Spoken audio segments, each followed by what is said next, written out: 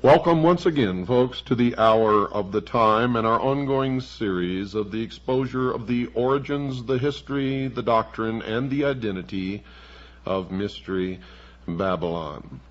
I'm William Cooper. Many of you have written letters and asked, how does one get into the mystery school since no one ever hears anything about it? And there appears not to be a campaign of recruitment, and you're absolutely right. In our research, we have found the requirements to be simple. Be of sound mind and body, have a sincere desire to be illumined, and simply knock up on the door.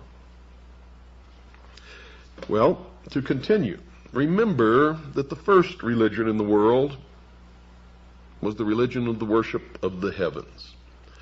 And man eventually came to recognize the sun as the representation of the power and the ability of the hidden God of the universe, the invisible God of the universe, the all-powerful creator of everything.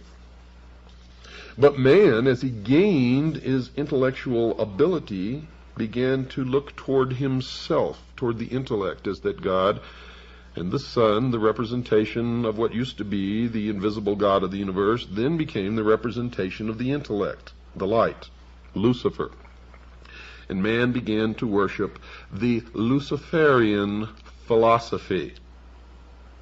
He believed, these people who call themselves the guardians of the secrets of the ages, and still believe, that man was held prisoner in the Garden of Eden by an unjust, vindictive, and very cruel God, the God of the Bible, and that he was set free from the bonds of ignorance through the gift of intellect given to him by Lucifer through his agent Satan. Now, many people believe that Lucifer and Satan are the same individual entity, and they may be. I don't know the answer to that.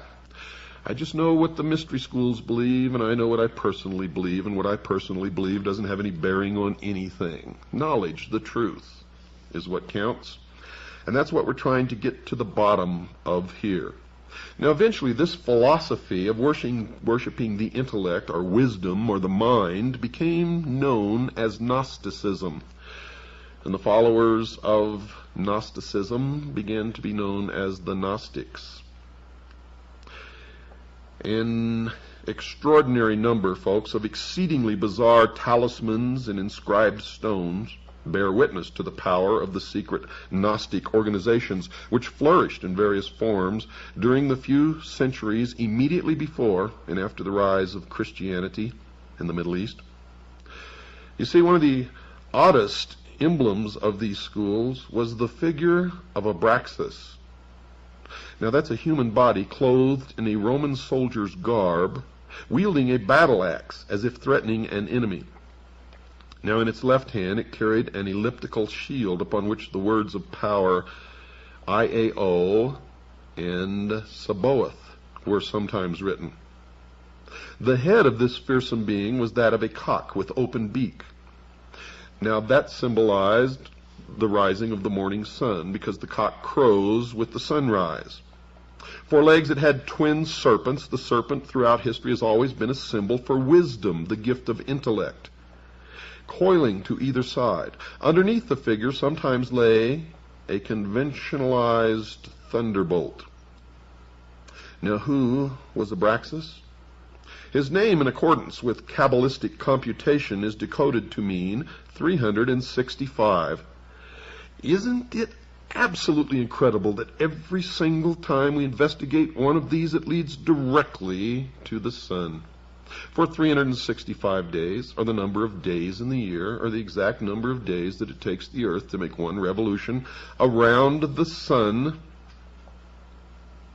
Amazing. There was no god or idol belonging to the society, and this is where man made the transition from worshiping a god to worshiping the mind. The Abraxas figure merely represented the aspects of power which went to make up the supreme intelligence, the all-power. The body was man himself. The bird stood for intelligence and the hailing of light, illumination, which is the cock's habit at dawn. The tunic represented the need for struggle or revolution, socialism. The arms, the protection and power given by the dedication to the gnosis, or knowledge. The shield was wisdom. The club or whip, power. The two snakes meant nous, insight, and logos, understanding, primordial knowing, which was the gift from Satan, the snake, the serpent. By means of this diagram, Gnostic teachers inculcated the theory that man comes to his full power by developing certain facets of his mind. He must struggle to arrive at gnosis. But this knowledge is of the mystical kind and is not the mere collection of facts. You see, great stress was laid upon personal mystical experience, to and through which the initiate was guided under conditions of great secrecy.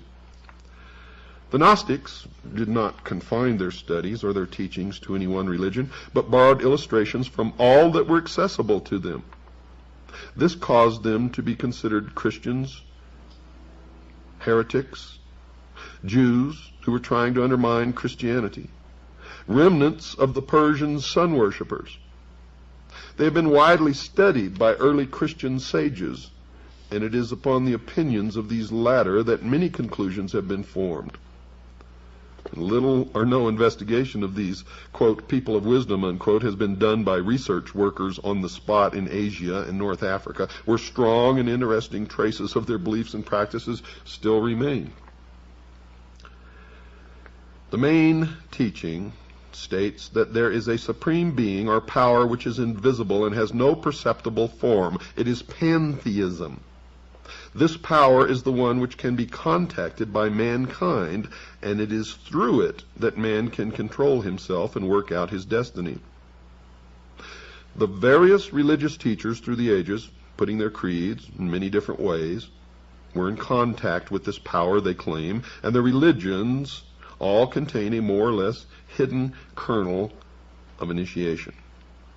Now, this is the secret which the knowers can communicate to their disciples.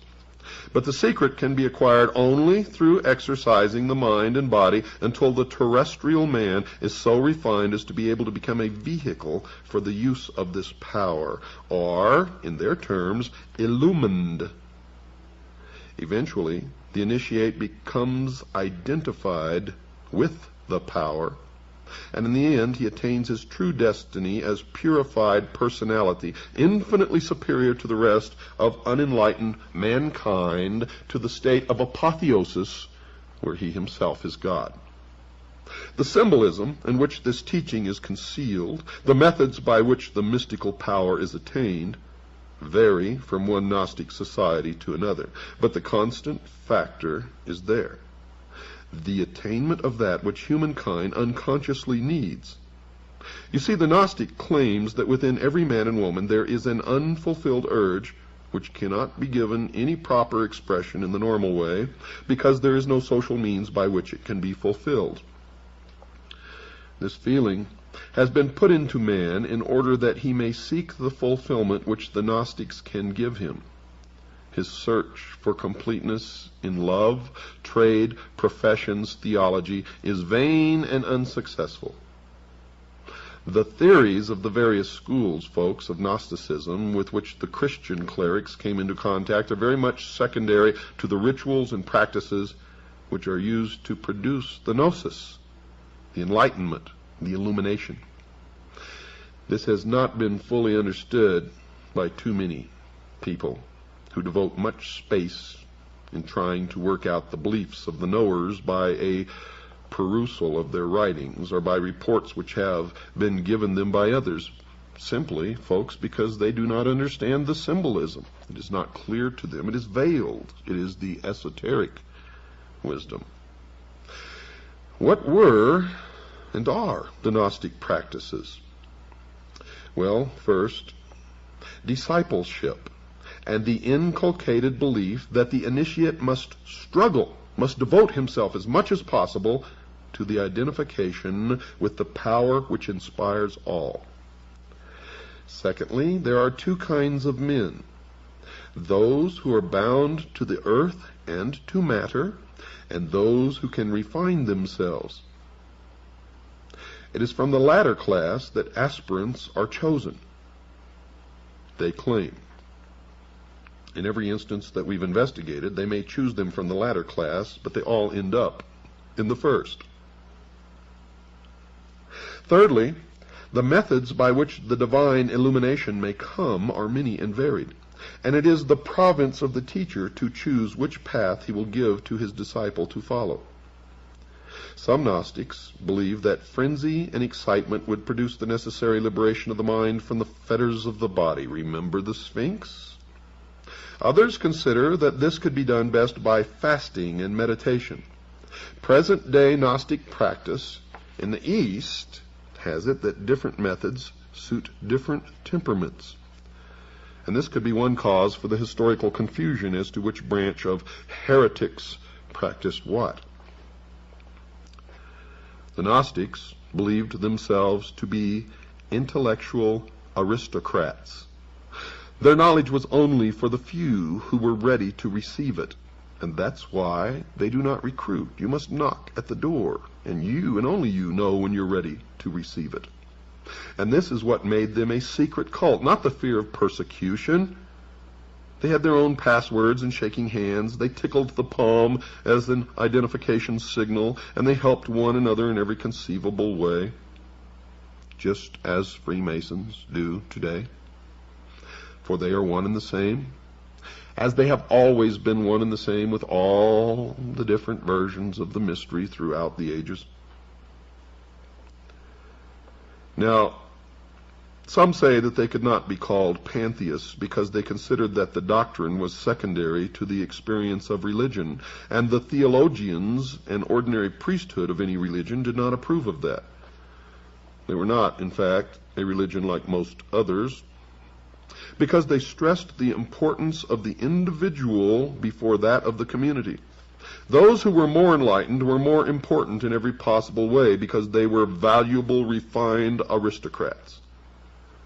At the same time, they taught that providing the well-being of the Gnostics was assured. So was that of the community at large. And this meant that they could subscribe to the outward doctrines of any religion and could continue to operate under many different political religious systems. Gnosticism profoundly influenced men's minds, even in Europe, up to and after the Middle Ages, and its basic way of thinking is probably an underlying factor in other secret societies whose members would be surprised to know it, because the pyramidal organizational structure of the membership of these organizations means that nobody below the top, the very top, really knows anything of the true religion and goals of the society to which they belong. And so these people could truly be said to be the greatest group of followers and fools in the history of the world.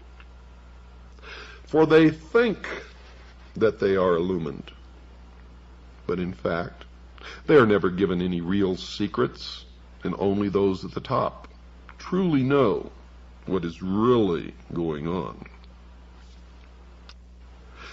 Terrible obscenities and other crimes have been laid at the door of the Gnostics by the early ecclesiastical writers, although there is little doubt that some of them did believe in mass ecstasy.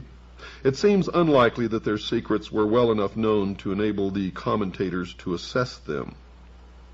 And in most cases, Whenever the commentators tried to assess them, they were assessing the exoteric, or the appearance, but not the esoteric, or the real truth of the object of the worship of the Gnostics. The belief that certain special men could control their destiny and obtain extra powers through dedication to Gnostic practices meant that inevitably there was a belief in magic. Remember on previous shows we discussed that belief in magic? Magic is real, folks. I have seen it work. It is not to be played with or laughed at or scoffed about. It is dangerous, extremely dangerous. The myriad Gnostic gems, or inscribed stones decorated with serpents, Kabbalistic names, and the rest, are more likely to be proofs of initiation and talismans than mere identification tokens presented to ensure admission to meetings, as some authors have thought.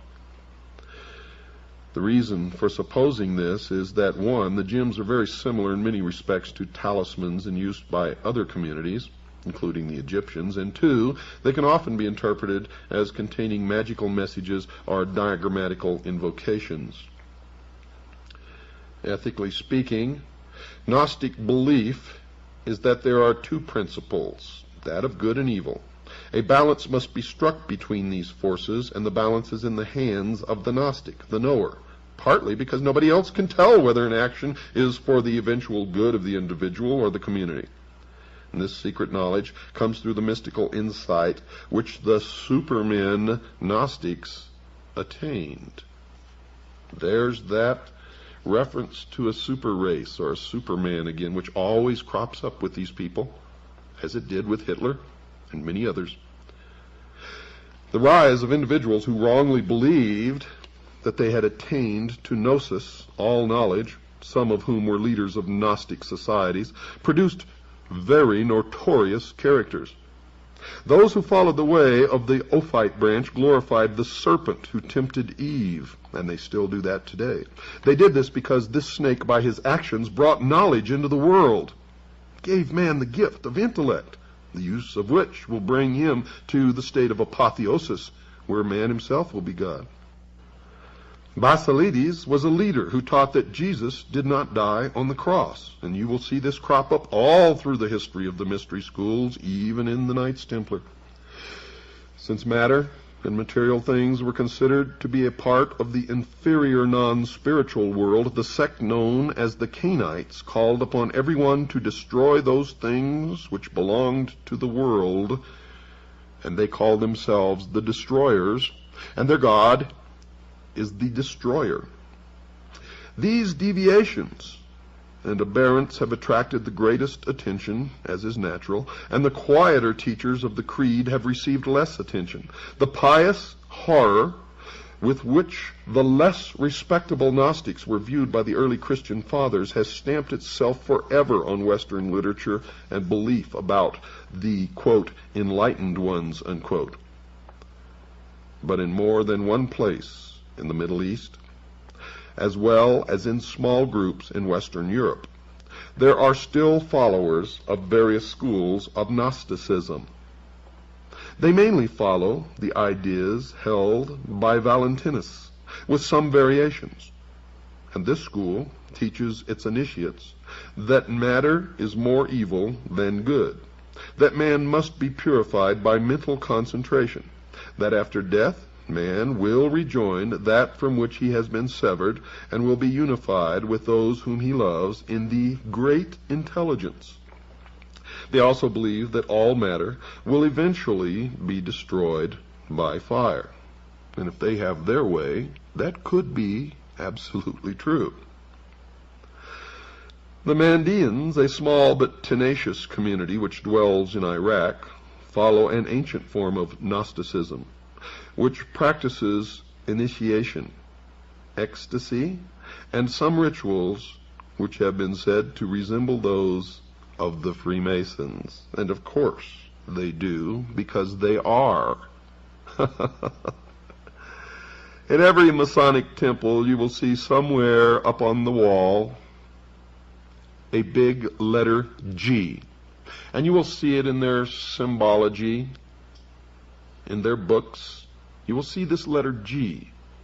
And if you ask a Freemason, being bound to the oath never to tell you or reveal the secrets to the profane, which is what they call those who are not initiates or adepts in the mysteries, he will tell you that it stands for God, but that is a lie. It does not stand for God, for I have researched it deeply all the way up the ladder of the stages of initiation. And at the top, those adepts known as the priesthood know this large letter G to represent Gnosticism. And it is an admission that they are indeed the recipients of the ancient Gnostic. They are Gnostics, and they are looking to attain the Gnosis, through which they will receive apotheosis. And they believe that they are the only ones in the world who possess truly mature minds, and thus are the only ones in the world capable of ruling the rest of us, whom they refer to as cattle. Cattle. Well, it's time to take a break, folks. Don't go away. I'll be right back after this very short pause. A most detailed account of what was said to be the 7 highest degrees of secret Egyptian initiation was first published in Germany in the 18th century. This strange and very exhaustive document combines many elements from the ancient mysteries. It seems to come from Greek sources, because many of the words used are Greek. And it could well be that we have here the modern beginnings of an attempted revival of ancient mysteries. Whatever it is not one of those fanciful and spurious ones which used to be printed merely to attract the credulous, because it is plausible and containing the sort of material which might well have formed the content of an initiation and mind conditioning system. And if you understand the secret religions as I do, and specifically the modern ones, you will quickly recognize this as authentic.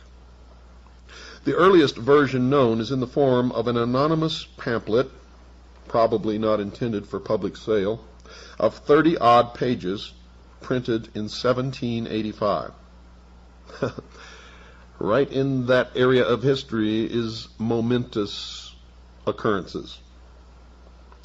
It was republished in a French translation 30 years later, purporting to be the ritual of the master degree in Freemasonry. And if you know anything about the master degree in Freemasonry, you will soon see that it certainly is exact in its descriptions. The French editor claims that it is a composite ritual derived from the works of some 15 Greek and Roman writers. This degree, we are told, was open to Egyptian kings and priests alone, and only those specially recommended by an initiate could enter it. The usual procedure was that the Pharaoh himself introduced the candidate to the priests. By them he was sent from Heliopolis, the city of the sun, and you'll never escape from the sun when you're studying the mysteries, to the Memphis priests. From there he went to Thebes. He was circumcised, forbidden to eat poultry or fish, and generally had to abstain from wine. He was put for several months in an underground cave and asked to write down his reflections. When he had done this, he was led to a passage supported by the pillars of Hermes, where he had to learn certain things which were inscribed thereon. As soon as he was word perfect, the Thesmorphus, or the introducer, came to him with a strong whip to keep the uninitiated or the profane at bay.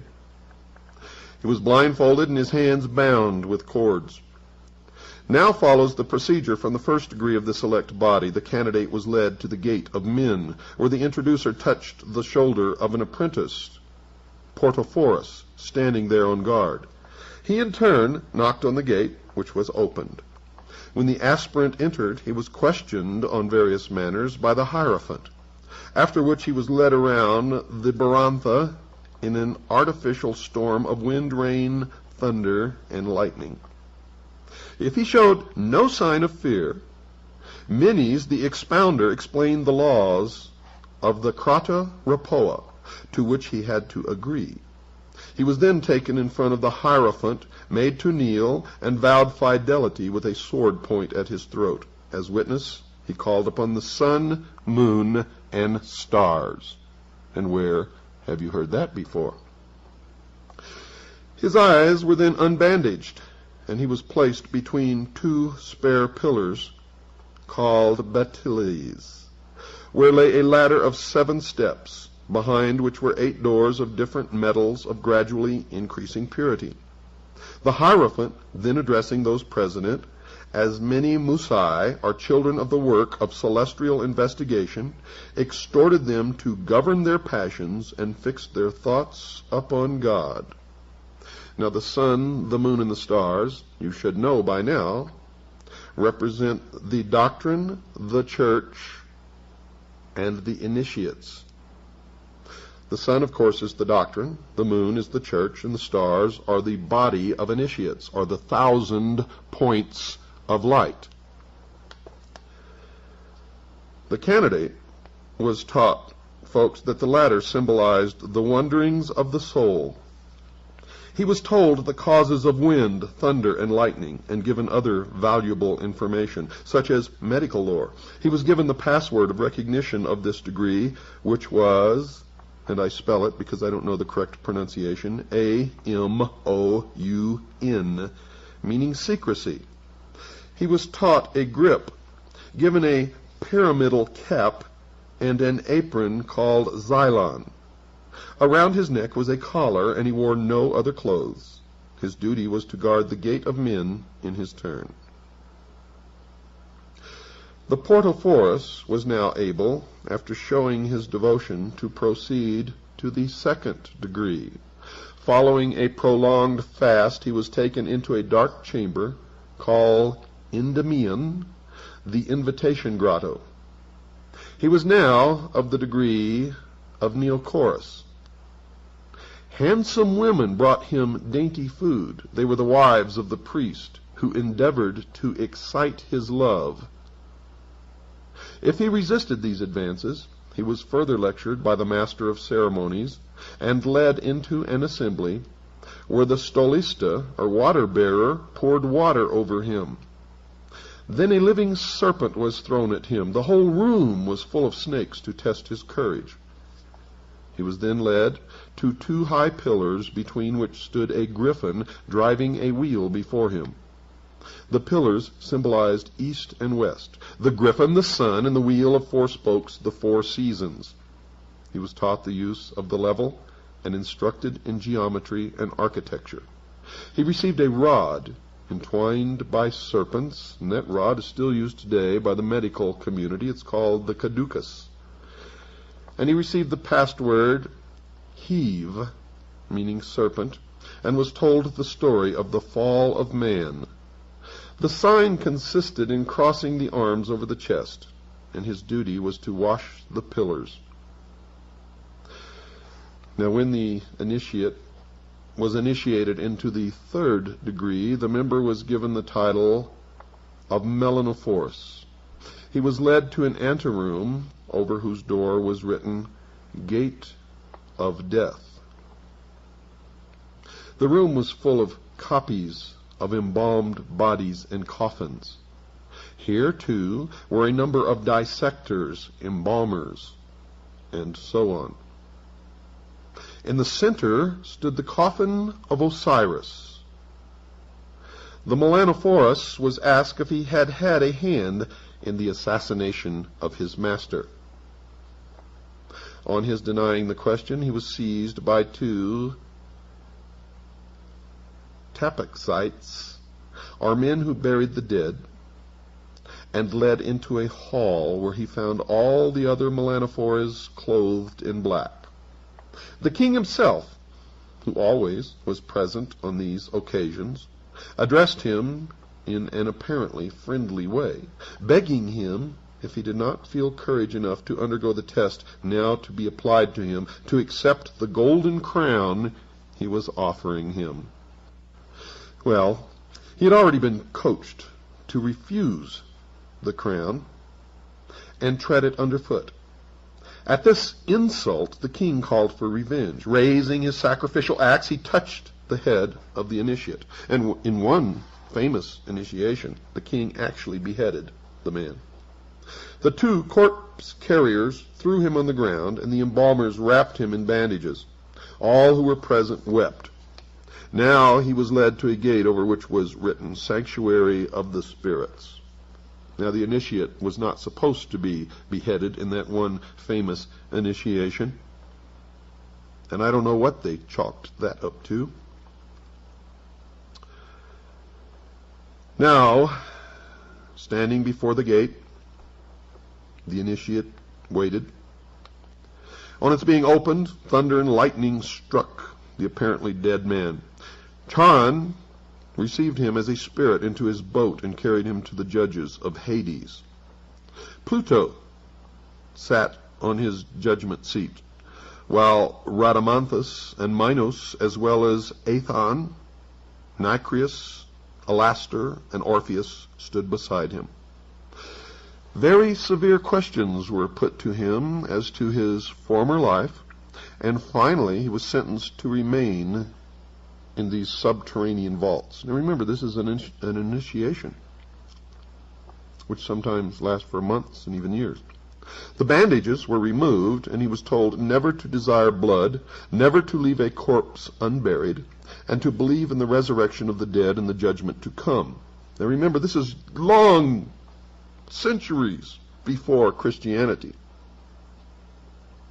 He was taught coffin decoration and the peculiar hierogrammatical script. The sign was an embrace to express the days of wrath. He was kept in these underground chambers until thought fit to proceed to a higher degree.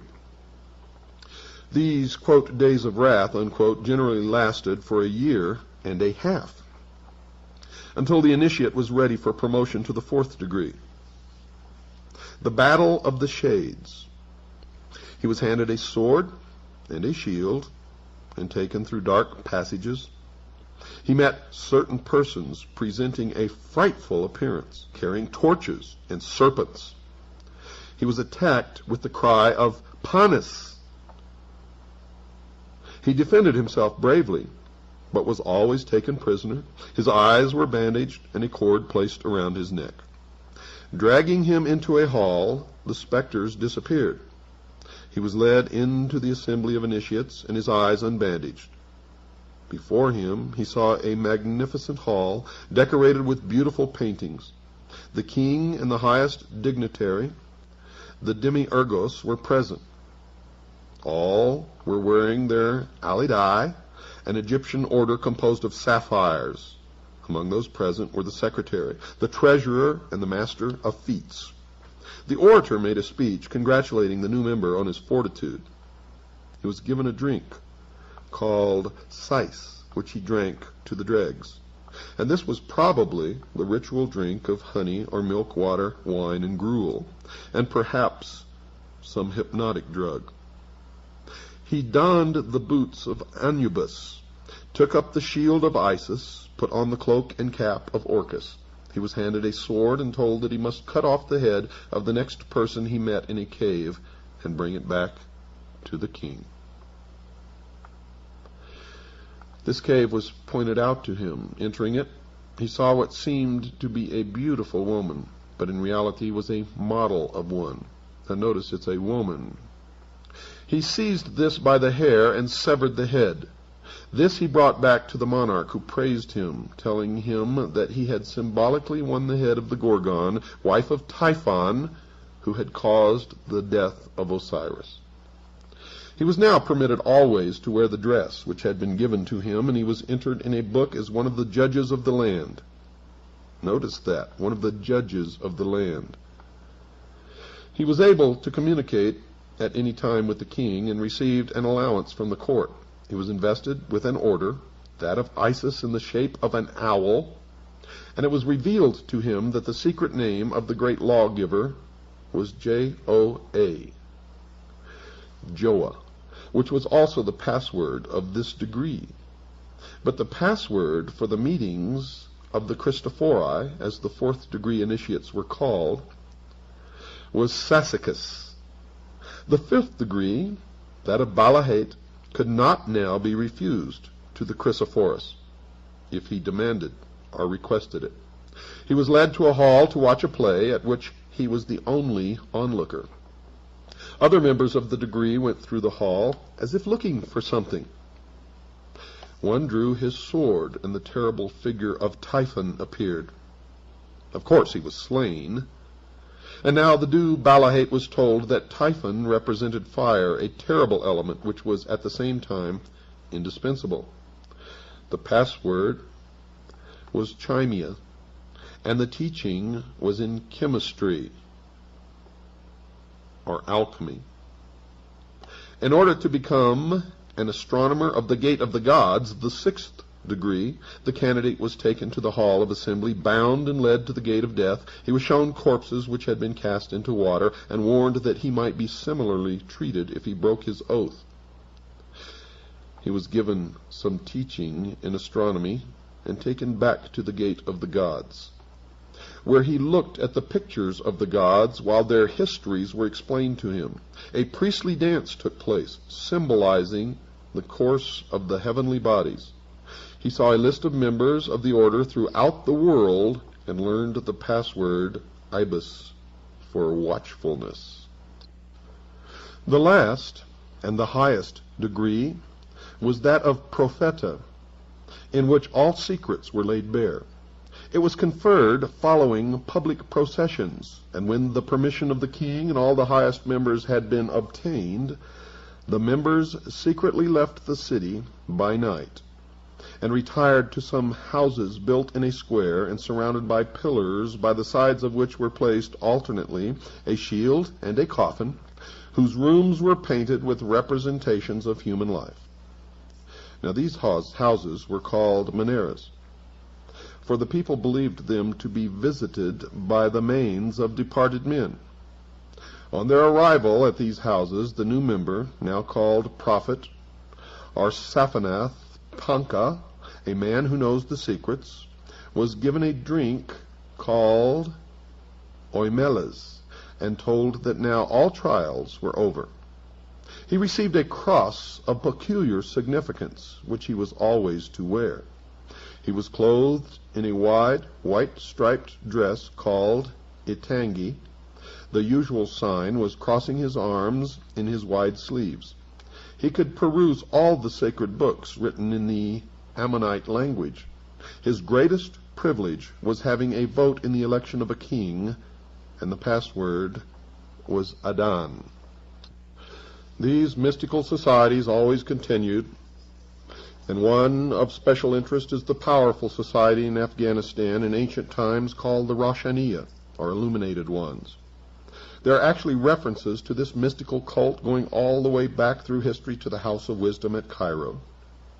The major tenets of this cult were the abolition of private property, the elimination of religion, the elimination of nation-states, the belief that illumination emanated from the Supreme Being who desired a class of perfect men and women to carry out the organization and direction of the world, belief in a plan to reshape the social system of the world by first taking control of individual countries one by one, and the belief that after reaching the fourth degree one could communicate directly with the unknown supervisors who had imparted knowledge to initiates throughout the ages.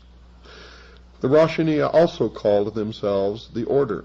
Initiates took an oath that absolved them of all allegiance except to the Order, and stated, quote, "I bind myself to perpetual silence and unshaken loyalty and submission to the Order. All humanity which cannot identify itself by our secret sign is our lawful prey," unquote. The oath remains essentially the same to this day. The secret sign was to pass a hand over the forehead, palm inward, the countersign to hold the ear with the fingers and support the elbow in the cupped other hand. Does that sound familiar? If you sit in a courtroom in just about any city in this land, you will see those signs exchanged between lawyers and defendants and judges. And you will see that whenever these signs are exchanged, whoever initiated the exchange will usually, in fact, most often does, win the court case. The order, of course, is the order of the quest. And the cult preached that there was no heaven, no hell, only a spirit state completely different from life as we know it. The spirit could continue to be powerful on earth through a member of the order, but only if the spirit had been itself a member of the order before its death. Thus, members of the order gained power from the spirits of the dead members. The Roshaniya took in travelers as initiates and then sent them on their way to found new chapters of the order, and they were called fellow travelers. You see this order, as all before it, and all since, are socialists, communists. It is believed by some that the assassins were a branch of the Roshaniya. And branches of the Roshaniya are the illuminated ones, or the Illuminati, exist and still exist everywhere. One of the rules was not to use the same name and never mention, quote, Illuminati, unquote. That rule is still in effect today. And it's probably the breaking of that rule that resulted in Adam Weishaupt's downfall. Remember, folks, that we have really only just begun, and you are just beginning to understand, although some of you may think that you already understand. I can assure you that maybe a very small minority of you really do. Most do not. We have a long way to go in this history and in your own particular individual illumination. Oh, I just love it. I just love it, exposing these people who claim that they're doing everything for the benefit of mankind, who really have all the guilt for most of everything bad that has ever happened to mankind resting squarely upon their shoulders. Now, if you'd like a packet of information, if you'd like to know how to join CAGI, if you'd like to purchase my book, or if you'd like to donate to pay for the airtime of this show, make a check or money order out to WWCR. That's to pay for the airtime. And send it to Stan, along with your request for information and whatever else that you may wish. Send it to Stan, P.O. Box 889, Camp Verde, Arizona, 86322. That's Stan, P.O. Box 889, Camp Verde, Arizona, 86322. Or you can call Stan and talk to him on the phone. He's a really wonderful guy. You'll enjoy it. Call him at 602-567-6109. That's 602-567-6109. Next time, folks, we're going to talk about the old man of the mountain. And we're going to continue the history of the order through the ages. Good night, and God bless you all.